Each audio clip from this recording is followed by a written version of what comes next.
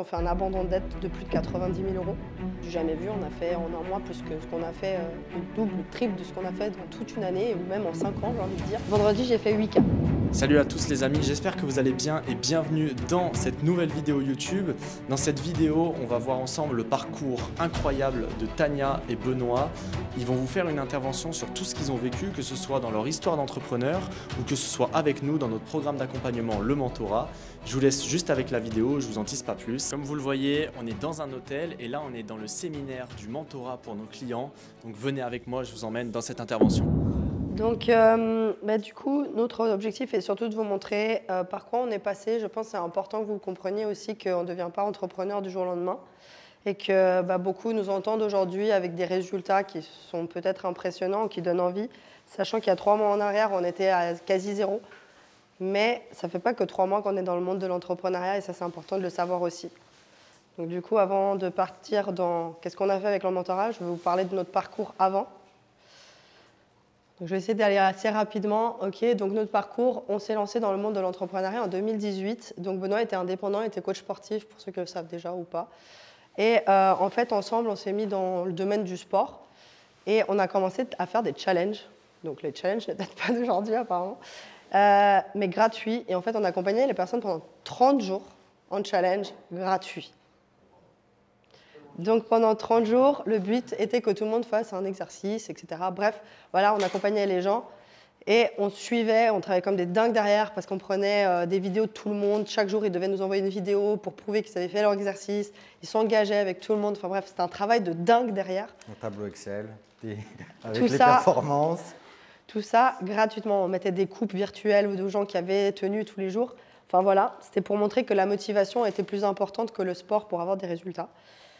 Et comme on ne gagnait pas d'argent avec ça, puisqu'on le faisait gratuitement, on a décidé de créer des produits dérivés avec notre marque. Et on a commencé à commander, on a commandé des produits en Chine avec notre logo. Résultat, personne n'a acheté. Donc on s'est dit, bon voilà, on ne va pas s'arrêter là. Et qu'est-ce qu'on a fait en 2019, on s'est lancé dans le e-commerce. Et on a voulu vendre tout ce stock qu'on avait créé. Et on s'est formé à Amazon FBA pour pouvoir commencer à vendre notre stock. Et on a appris d'autres choses avec le e-commerce. On a lancé d'autres produits, d'autres marques. On a fait un tout petit peu de dropshipping aussi. Ça fonctionnait plutôt bien. Je pense que c'est aussi le moment où il y a eu le Covid. Les affaires de sport se sont très très bien vendues en e-commerce, comme vous le savez tous, sur tous les coachs sportifs, j'imagine. On a écoulé beaucoup de stock. Et du coup, ça fonctionnait bien. Le problème, c'est que ça a été le début des résultats, mais aussi le début des gros problèmes. Donc, qu'est-ce qui s'est passé? On a commencé à être bloqué par Amazon pour des trucs de concurrence. On a eu de la concurrence déloyale. On a dû payer des avocats, donc plus de 10 000 € de frais d'avocat pour pouvoir continuer à vendre sur la plateforme Amazon. Une fois qu'on est blacklisté par Amazon, vous avez beau avoir le meilleur produit, la meilleure pub, vous ne vendez jamais. Donc on s'est retrouvé avec des stocks sous les bras énormes. Benoît avait vendu sa maison pour pouvoir créer des stocks aussi. Ça fonctionnait bien. Hein. On n'a pas vendu la maison pour acheter des stocks alors que ça ne fonctionnait pas. Mais ça ne vendait plus. Donc on s'est retrouvé avec des stocks énormes, avec plus aucune trésorerie, des frais d'avocat, etc., etc. Et je mets un mentorat de 5 000 € inutile parce qu'on s'est dit, il va falloir qu'on trouve une solution. On a investi dans un mentorat qui nous a coûté 5 000 €, qui nous a servi strictement à rien. C'est de la répétition de la formation qu'on avait déjà fait. C'est pas le nom, non. Non. C'était un mentorat dans le un mentorat, c'est pas le nom le mentorat, c'est un mentorat qui s'appelle. C'est un compagnon qui a coûté 5 000 €. Je suis pas là pour de dire qui c'est, on s'en fout, mais c'est juste pour dire que voilà, on a investi aussi sur nous pour pouvoir avancer. Et ça n'a servi à rien. Leur promesse était, on va vous accompagner jusqu'à 50 000 €. Forcément, au début, on avait encore un peu de trésorerie, donc on a mis en place certaines choses. Mais au bout d'un moment, l'accompagnement devait s'arrêter, tout simplement, non pas parce qu'on avait arrêté l'accompagnement, mais parce qu'on n'avait plus de trésorerie pour mettre en pub, en produit. Et donc, naturellement, ça s'arrête puisqu'on ne peut plus rien faire. Parce qu'en plus, ils demandaient des frais. Tu prenais des influenceurs. Les influenceurs, c'était 2000 balles l'influenceur. Donc, tu mettais 2000, 2000 là, 2000 là. Au bout d'un moment, tu te dis, attends, j'ai été accompagné pour atteindre 50 000. Je suis à moins 5 000 de l'accompagnement. On me demande encore 5, 6, 7 000 pour l'influenceur qui rapportait zéro. Tu te dis, ça creuse, ça creuse. Ça commence à être compliqué pour nous. Donc, ça a vraiment nous a encore plus mis dans le pétrin. Donc voilà, en été 2021, on décide d'arrêter le e-commerce. On fait un abandon de dette de plus de 90 000 €. Donc ça, c'est ce qu'on avait implanté de notre poche personnelle avec la vente de la maison, de l'argent qu'on avait mis de côté dans notre société. Donc on est vraiment reparti à zéro. On a arrêté le e-commerce aussi parce qu'on s'est rendu compte que finalement, ce n'était pas si par hasard que ça qu'on n'avait pas de résultat aussi, c'est qu'on n'était pas du tout aligné avec la méthode. Nous vendre des produits qui n'étaient pas de qualité, avoir un mauvais service client dans un premier temps, ce n'était pas du tout aligné à nous. Et on allait toujours chercher de la qualité, du bon service client, et du coup, ce n'était pas forcément bien pour la vente non plus, en tout cas pas pour commencer. Donc voilà, septembre 2021, on décide de créer la Million Man Family. De nouveau, je répète, on part de zéro, zéro finance, zéro, on va dire, on n'avait plus d'argent nulle part. On a fait un abandon de dette de la société. Pourquoi on a décidé de créer la Million Man Family? Tout simplement pour retourner au service, qui était la force même qu'on avait au départ, quand on a commencé nos challenges sportifs. C'est ce qui nous représentait, on avait envie de retrouver ce côté du service. Bien sûr, on ne pouvait pas se lancer dans le service dans quelque chose qui n'avait pas fonctionné pour nous, à savoir le e-commerce. Par contre, pendant toutes ces années en fait, d'entrepreneuriat, on avait mis en place des investissements. Ça nous a un peu sauvés, parce que c'est la seule chose qui avait fonctionné. D'accord? Et c'est pour ça qu'on a décidé de se lancer là-dedans. Et on se rendait compte aussi que quand on parlait à nos proches, on ne parlait pas de e-commerce, ni d'entrepreneuriat, ni de rien du tout. On parlait d'investissement, et ça nous passionnait. Donc voilà, pourquoi on s'est lancé là-dedans. Donc malheureusement, en septembre 2021, on avait deux choix. Donc c'était soit on utilisait l'argent qu'on avait mis de côté pour nos investissements qui étaient en train de tourner, soit je retournais au monde du salariat pour ne pas toucher à cet argent-là. Et on s'était retrouvés, on était un petit peu dans cette phase-là, est-ce qu'on va devoir reprendre le salariat ou pas? Et c'était un petit peu notre dernière chance pour ne pas retourner dans le salariat. Et j'ai fait appel de nouveau à un autre coach, business coach, qu'on ne va pas nommer non plus ici, ce n'est pas le sujet, mais qui nous a de nouveau arnaqué parce qu'il nous promettait un chiffre d'affaires de 10 000 €. Et en fait, il s'est avéré qu'on l'a payé et qu'il nous a amené strictement rien du tout. Donc voilà, ça a servi à rien. Donc voilà, 2022, retour à l'emploi. Pas le choix. Enfin, pas le choix. Je ne voulais pas prendre l'argent de mes investissements. Donc, retour à l'emploi, c'était dur quand ça fait 5 ans plus ou moins que vous êtes entrepreneur, même si ça n'a pas vraiment marché. Moi, je n'ai jamais vraiment travaillé. En fait, j'ai fini mes études, je suis devenue entrepreneur.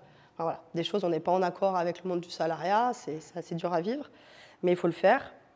Et c'est là aussi on a commencé à créer notre première formation, donc la formation Objectif Millionnaire de la Million Man Family, parce qu'on avait accompagné une personne, on avait discuté avec certaines personnes pendant cette période-là, et ils voulaient une formation. Donc on s'est dit, moi je suis ingénieur de formation à la base, allez go, on va la faire, on verra bien ce que ça donne. Et pendant toute l'année 2022, on a essayé de vendre cette formation via les réseaux sociaux, via nos élèves, voilà. Sauf que c'était très compliqué. En gros, notre chiffre d'affaires moyen, c'était 1 000 € par mois. Donc vous voyez, en plus nous on habite en douane suisse, côté français, mais en douane suisse, le niveau de vie est quand même un petit peu plus élevé. On avait un niveau de vie à peu près de 3 000 – 4 000 € par mois. Voilà, c'est pas avec 1 000 € par mois qu'on va aller très loin, sachant qu'on a une société, une SASU, on ne peut pas se verser de salaire, comme vous savez. Donc voilà, c'est pas avec ça qu'on pouvait vivre. Et voilà, donc on est arrivé fin 2022, plus ou moins, pas de résultats concluants, pas forcément les moyens de repayer des accompagnements non plus. Et puis aussi, surtout, la peur de se refaire arnaquer, de retomber chez des gens pas sérieux. Et puis bon, on va prendre une formation, c'est cool, mais c'est bon. Des formations, on en a fait, on a quand même un bon savoir. Une formation de plus que ça va nous apporter, il nous faut un accompagnement, mais bon, c'est bon, ça fait 25 fois qu'on se fait arnaquer, au bout d'un moment, il y en a marre. Ok, bref, rencontre avec le mentorat. Comment ça s'est passé? Tout simplement, Thibaut, je le suivais sur les réseaux sociaux. Thibaut, il y a beaucoup de gens qui te suivent sur les réseaux sociaux. Je ne savais pas qui c'était, un petit jeune qui était par là, qui faisait de l'entrepreneuriat. Je crois qu'il était closer d'ailleurs. Ok, comme n'importe quelle personne, je le suis. Et je vois à un moment un message du type on fait une rencontre sur Lyon avec différents entrepreneurs. C'était Café Entrepreneur. J'ai dit ok. J'ai dit à Benoît, vas-y, on y va. Moi, j'ai besoin de rencontrer du monde. On était enfermés dans notre bulle. Personne ne nous comprend, voilà, c'était compliqué. J'ai dit, j'ai besoin de rencontrer des autres entrepreneurs. J'ai besoin de me relier. Vous voyez, moi, je suis sociale, j'aime parler, j'aime discuter, j'aime échanger. Et je ne l'ai plus. Donc j'ai besoin, on va y aller. On est venu, et donc, voilà, sans surprise, ça n'a pas servi à grand-chose. En tout cas, dans première vue, on a discuté avec des gens, et encore, on était un petit peu en retrait. On ne sait pas trop se positionner, c'est pas notre monde, vraiment. Et je ne sais plus, je crois que c'était Mathis qui me dit « on organise un challenge, viens ». Ah non, j'ai pas le temps. C'est bon, moi, passer un challenge, quoi, 5 jours, tous les soirs en live? Ah non, en plus je travaille maintenant, tu sais, c'est compliqué. Bah, tu sais quoi, c'est gratuit, de toute façon tu viens pas, tant pis pour toi. Je fais, ah ben non, je fais, ok, bah écoute, je vais voir ce que ça vaut. Premier jour, je fais, ah ouais, elle rigole pas en fait. Là, il donne du contenu. Je suis ingénieur de formation, de nouveau, je me dis, c'est carré là, je crois que ça va te plaire. Je lui dis, viens, on va voir. Du coup, je lui montre le replay. Elle me fait, ah ouais, intéressant. J'ai repris le tableau, j'ai refait le mien, j'ai tout repris. Du coup, on fait le deuxième jour, troisième, etc. Arrive la fin du challenge, je lui dis, franchement, c'est la première fois que j'ai autant de contenu. Et je lui dis, en fait, on a eu plus 5 jours, je ne sais plus combien c'était, mais 5 jours, il me semble. 5 jours en gratuit, que tout ce qu'on a payé, complet, quoi. Je dis, bon, bah, si ça, c'est le gratuit, c'est un peu ce qu'on montre aujourd'hui à nos clients, mais qu'est-ce que c'est le payant? Donc, vraiment, ils peuvent nous aider. Sauf que, bah, forcément, vient la douleur du prix. Si on est tous là, on a tous normalement payé plus ou moins le même prix. Et le problème est que, bah, comme vous savez, on n'avait plus de trésorerie dans la boîte. Et nous, c'était hors de question de réinjecter de l'argent personnel dans la boîte. C'est bon, on avait mis 90 000 €. Voilà, on n'allait pas réinjecter encore et encore et encore. Mais c'est un cercle vicieux. C'est ce qu'ils nous ont dit à un moment, c'est que, bah ouais, mais vous avez besoin de nous pour évoluer. Au même temps, sans nous, vous ne pouvez pas évoluer. Enfin bref, c'est un truc comme ça. Je dis, oui, mais bon, moi, je ne peux pas implanter de l'argent de nouveau de ma poche dans la société. C'est hors de question. Je ne veux pas refaire les mêmes erreurs que j'ai fait encore et encore. Et on a discuté comme ça pendant 2-3 semaines. On était coincés, mais on voulait. Ils comprenaient. Ils ne nous ont pas vraiment closé, heureusement, parce que je détestais ça. Et puis au bout d'un moment, c'était Mathis. On envoie un message à Mathis. On dit, vas-y, c'est bon, j'en ai marre. On y va. Quoi? Comment? Ah, c'est bon, on s'en fout, on y va. Et on avait l'argent pour payer la première mensualité. Et nous, on s'est dit, écoute, pas le choix. On paye la première mensualité, et puis le reste, bah, on n'aura pas le choix que de bosser pour pouvoir rembourser. C'est tout, on y va. Voilà comment on a commencé le mentorat. Je laisse la suite pour Benoît. Donc, pendant, qu'est-ce qu'on a fait? Du coup, dès qu'on a intégré le mentorat, en fait, le truc, c'est qu'on avait construit quelque chose de solide déjà, mais c'était un peu le fouillis. On partait dans tous les sens. La base, notre expertise en tant qu'investisseur ou en tant que formateur, on l'avait, tout était construit, tout était bien là, mais on partait un peu dans tous les sens, à savoir, on voulait faire quasi tout en même temps. On s'est dit, on va faire monter notre compte Insta, comme ça les gens vont venir tout seuls. Et après, ça va se vendre tout seul, on va vendre la formation tout seul, chose qui n'arrive pas. La prospection, rien du tout, on ne faisait rien. Donc en gros, c'était complètement déstructuré. On avait une offre à 750 € à la base, qu'on avait beaucoup de mal à vendre et qu'on a vendu dans les premiers, plutôt aux gens qui nous suivaient déjà d'autres choses sur les réseaux et qu'on a bradé, je crois, les premiers à 350 € ou un truc comme ça. On les a fait rentrer dans la formation à 350 € en n'étant pas alignés encore avec le prix. Et du coup, en commençant avec le mentorat, ils nous ont dit, on va déjà monter les prix parce que ça vaut déjà beaucoup plus que ce que vous faites, 350 € une formation. Nous, on a 21 modules, on a passé 100 heures de travail sur chacun des modules. Donc je veux dire, c'est bien aussi par rapport à la concurrence parce que celui qui va vouloir nous copier, pour atteindre le niveau de travail, même s'il emploie du monde, il n'aura jamais le niveau d'ingénierie de formation ou de travail en amont. Moi, j'adore optimiser et prévoir à l'avance les questions qu'ils vont pouvoir avoir. Donc je me mets dans la peau d'une personne de 60 ans, dans la peau d'une personne de 18 ans, je me dis qu'est-ce qu'il peut se dire. Ah bah tiens, j'avais pas arrivé, je détaille tout, même l'histoire, faire un virement de ta banque, je lui montre comment il fait son virement de sa banque. Parce que je me dis, il y en a un qui va me dire, je suis bloqué, je n'arrive pas là et je n'ai pas envie de passer 1 heure au téléphone avec 15 personnes parce qu'il ne sait pas faire un virement. Donc j'ai été chercher toutes les questions qu'ils auraient pu se poser à l'avance, ce qui fait qu'aujourd'hui, quand ils suivent notre formation, on n'a quasi aucune question. Donc on les accompagne, ils nous ont 7 jours sur 7, ils peuvent nous écrire tous les jours et entre guillemets, il y a très très peu de blocage parce qu'ils vont nous dire, la formation elle est claire, c'est simple, j'ai tout mis en place, qu'ils aient 18 ans ou on a 67 ans, ils arrivent à mettre en place. Donc ce qui fait que on les accompagne, mais entre guillemets, on ne perd pas beaucoup de temps dans l'accompagnement parce qu'ils ont très peu de questions.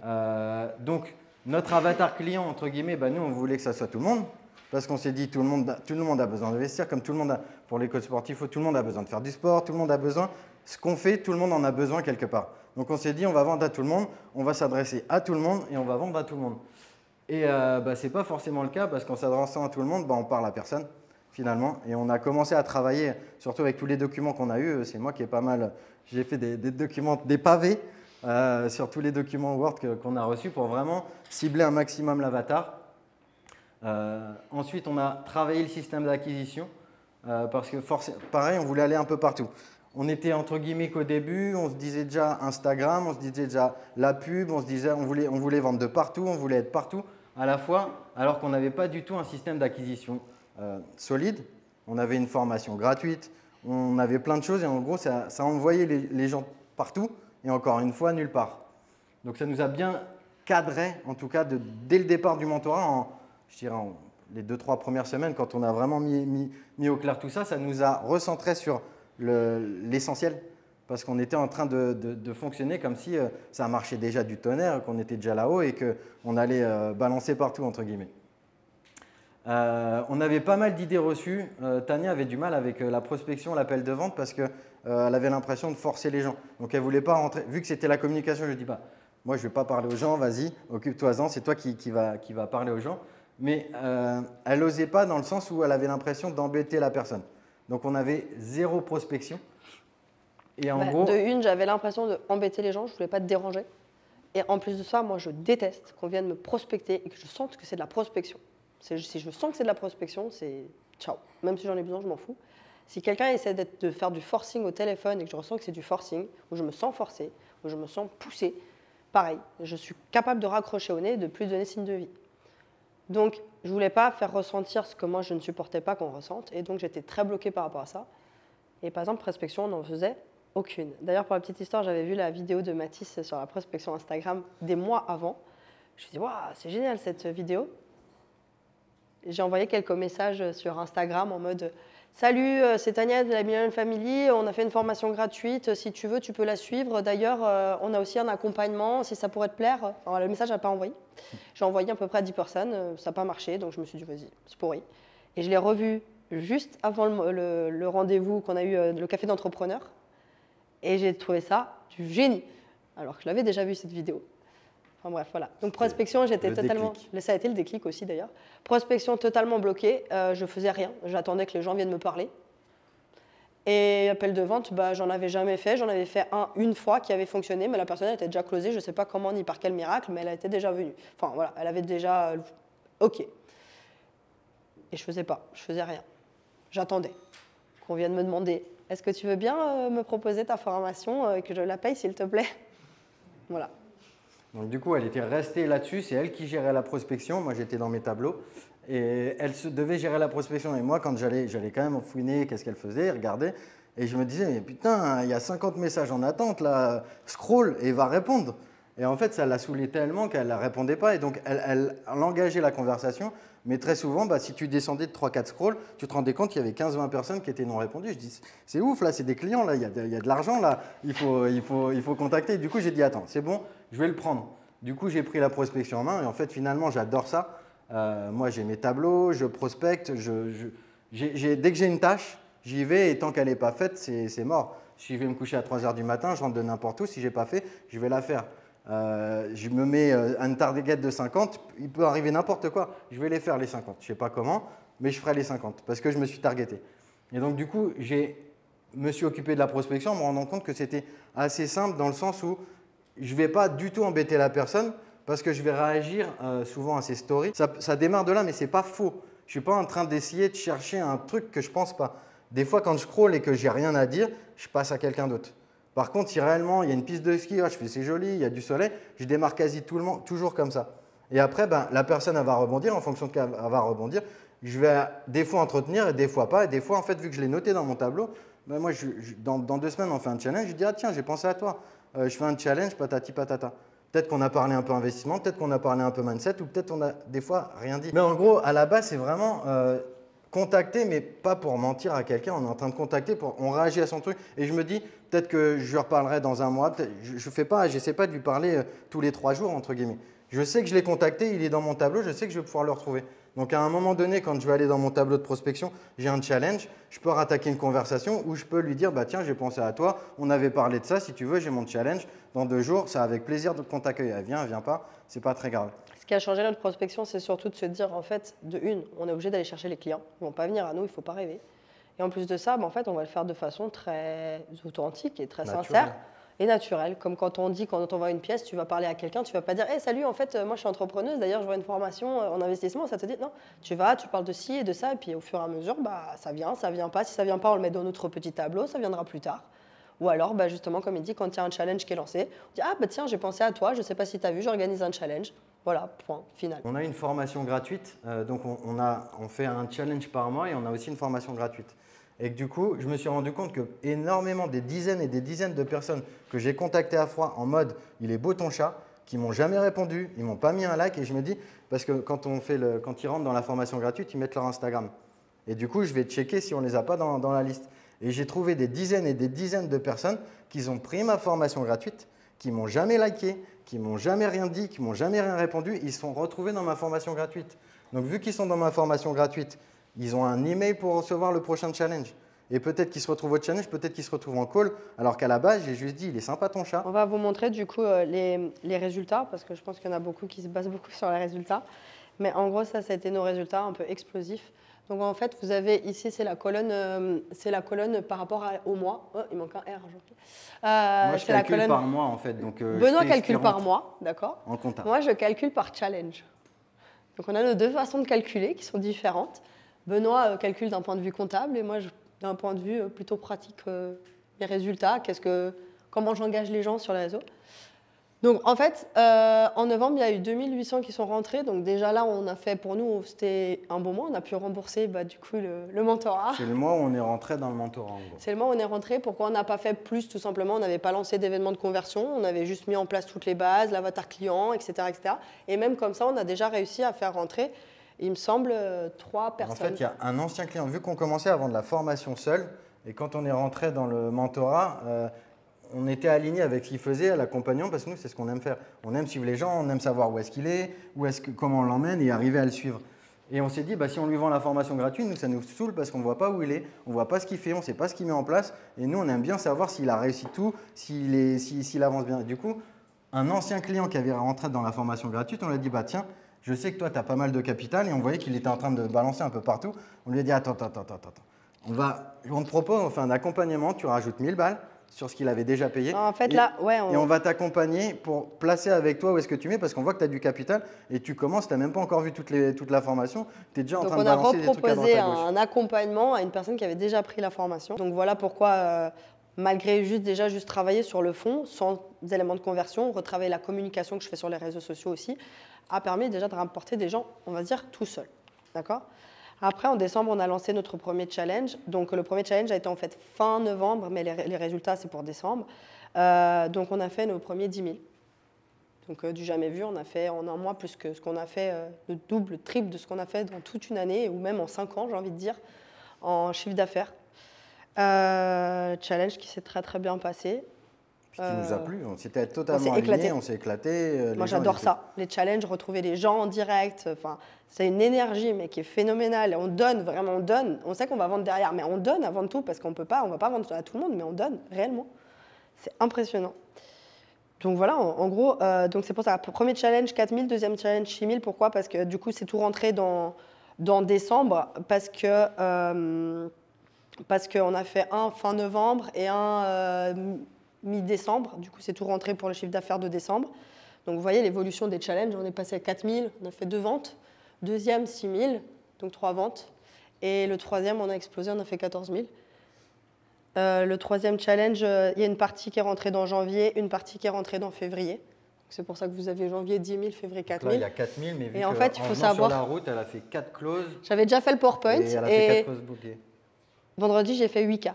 Donc, en fait, voilà. Là, c'était avant mes clauses de vendredi que vous avez vues sur le groupe.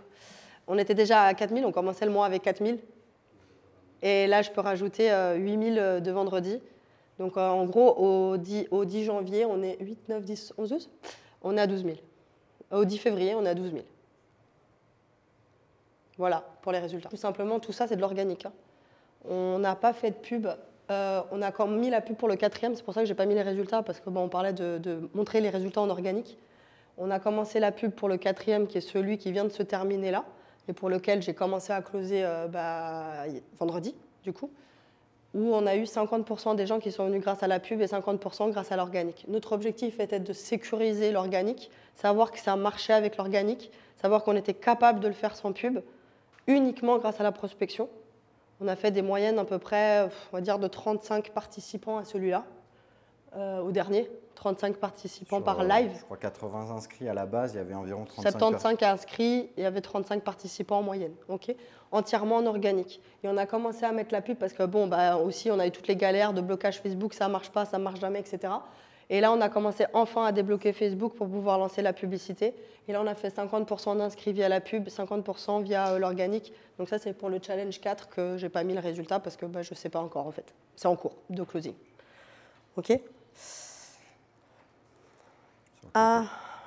Après, bah, tout simplement, c'est un peu nos visions et ce qu'on a envie d'obtenir. Donc nous, notre objectif maintenant, c'est de reprendre vraiment la création du contenu Instagram parce qu'on a vu que bah, notre Instagram, j'étais sur TikTok, mais Instagram, je l'ai mis un petit peu en stand-by. Là, notre objectif, c'est d'apporter plus de monde, on va dire, en organique sans avoir besoin de faire autant de prospection parce que bah, la prospection, c'est chiant, c'est chronophage. Même si on sait que ça fonctionne, le but, c'est aussi qu'il y ait de plus en plus de gens qui viennent simplement par des stories, par autre chose et qu'on puisse libérer du temps à Benoît ou alors prendre des setters. Mais en gros, voilà, trouver d'autres sources d'acquisition qui se font aussi. Donc, c'est pour ça qu'on veut vraiment reprendre, parce qu'on l'avait déjà un peu, mais reprendre à fond notre personal branding parce que, comme on a dit, demain, la publicité Facebook rebloque, chose qu'on a très souvent connue avec le e-commerce. Je ne veux pas être dépendante de la pub, donc je veux aussi créer mon personal branding. Donc on va commencer à déléguer, on a déjà trouvé quelqu'un pour déléguer notre Instagram. Donc voilà pourquoi plus de personal branding et plus organique. Continuer à apporter plus de participants via la pub, donc diminuer la prospection, ou en tout cas changer l'équilibre. Déléguer un maximum, donc commencer à déléguer les tâches qui sont chiantes. Et objectif 2023, bah là c'est notre prochain objectif, atteindre le 30 000 de chiffre d'affaires par mois avant de la fin de l'année et puis pouvoir préparer notre départ. Comme vous savez tous, on rêve de quitter la France. Donc voilà, petit message à tout le monde, bon courage à tous. Et j'ai trouvé un petit truc de Henry Ford qui disait que l'échec est seulement l'opportunité de recommencer d'une façon plus intelligente. Ça ne fait pas quelques mois qu'on est entrepreneur, mais plusieurs années. Voilà.